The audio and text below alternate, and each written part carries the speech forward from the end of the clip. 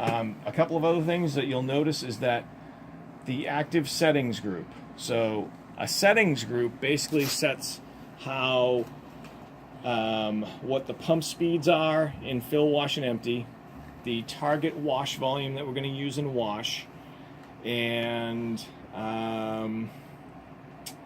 what else? A few other things. So it's always going to wake up to the anesthesia protocol. That's what you guys are using. You don't ever have to change it. All right. So these are all programmed to wake up in anesthesia. All right. Suction. So now, if I want to use the internal suction, which if I'm using this, I want to turn on the internal suction. So all I need to do is just press the suction key, and I have two options: manual or smart suction. So if I press manual, you'll see that it defaults, it's a really small writing, but it defaults to minus 150. Okay, you can leave it at 150. That's always a good place to start. Right. If they need more, just hit your up button to increase it to 200 or 250. They will tell you that. Yeah, if they want more, then they'll tell you. Yeah. Okay. And you switch it to manual. Manual to change it. Yeah. So if you want to switch that, you go back to selection and then the drop down box again. Yep. And then you press off, and then you just go to smart suction. Yeah, so it's always gonna it's always gonna start off in the off position. You guys should always just go suction, manual, and it's already preset for you. You don't have to touch it. All right. The other option is smart suction. So smart suction doesn't give you a number, right? It just is showing you that the suction is on. It's going to automatically regulate based on how much flow is coming through the ANA line.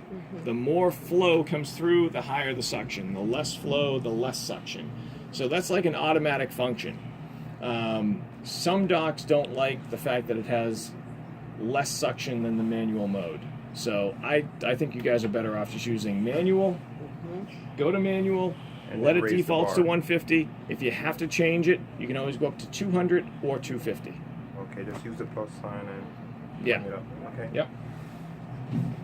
All right. So now, all I'm going to do here, I powered it on, I turned my suction on, and now I'm just going to select my bowl size. So I select 225, and now this tells me to load the disposable. So I've got the disposable loaded at this point, and now you'll notice that everything is grayed out, right? I can't press any buttons, everything's grayed out because I didn't start the procedure yet. Right. So that means that this sensor up top is not active yet. All right? Nothing is active until I start the procedure. So what I would do at this point, I'd go ahead and connect my ANA line. So you can do this piece at the very beginning just to get it out of the way, because this is just going to sit in the sterile field, and at some point they're going to hand it back to you. Right. So you can either hand this off like this, or this is double wrapped. We usually give it to the nurses, though. Then They do that whole thing. And then the surgeon passes it to us. Perfect. All right.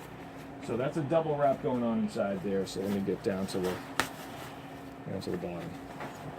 All right. So the one thing that you are going to have to mix is going to be your heparin solution. Right. So keep these two numbers in your head: 30,000 units of heparin and 1 liter of saline. Is that you guys are using 30, right? 40. 40. Okay, 40. All right. All right. So 40,000 units of heparin, 1 liter of saline. You want to get that all mixed up and hang that up here. But it's already mixed up. We already have it. Oh, it already It's is. already pre-mixed. Oh, you get it right from the pharmacy? Yes. Yeah, from the It's fridge. in fridge. It's Forget already that. set. Okay. Yes. One less step. All right, perfect. Yeah. It's already in the refrigerator. Let's go get it from the refrigerator. Yes. Awesome. It's already Preset Oh, for us. Yeah. nice. You guys are living large. Most places. I know. You have to mix you have that to up. mix it. Yeah. All right. Yeah. That's good. Yeah. All right. So here are the two ends to this, right? That's why I let them- They're going to keep this end, and they're going to attach any kind of suction tip that you want. Yankower tip, Fraser tip, whatever you want. So that's the end. They're going to keep that end. Okay. And Dan, if you can hold that for me. Sure. And be my scrub nurse. I'm a nurse now. See, I'm moving up in the world. See, you thought Same pay, but it's okay. you didn't know that just one class was going to get That's you it. elevated, right? All right, and then this coil is what we're going to connect to the reservoir. Right. All right, so we'll take the tape off. This tape is pretty annoying. We'll just take all this off. And now let me just show you how this works. This is a simple, very simple and effective design. So I'm just going to take the blue connector, and I can go to any one of these three. All right, so blue to blue. I will choose this one. We usually choose the middle one. And what I'm going to do is I'm going to push that all the way in, and then I'm going to just snap that tubing into this bracket. All right? And then I'm going to take, and again, another very important thing is you have to have suction on before you go ahead and spike your anticoagulant bag. All right? If you forget to turn your suction on, watch what happens. I spike my bag, and you see how you have a double lumen tube? Yes. All of my anticoagulant will come down the small tube and eventually just shoot straight out onto the sterile field. All right? But if I have my suction turned on, now I have suction being pulled this way.